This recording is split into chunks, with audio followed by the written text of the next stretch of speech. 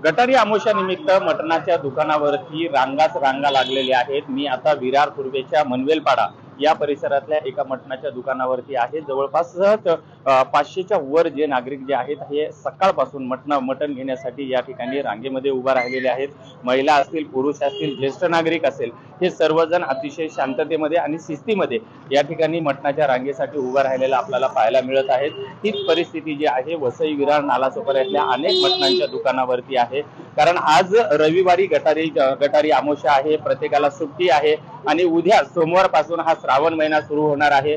त्यामुळे प्रत्येक नागरिकांनी सुद्धा आजची गटारी अमावस्या ही अतिशय शांततेमध्ये आणि आनंदामध्ये साजरी करावी। अशा ज्या पद्धतीने मटणाच्या दुकानावरती शांततेमध्ये रांगेत मटण घेत आहेत, त्याचप्रमाणे आजचा दिवस सुद्धा सर्वांनी आनंदात घालवावा असंही प्रशासनाच्या माध्यमातून आवाहन करण्यात येत आहे। विजय गायकवाड, TV9 मराठी, विरार।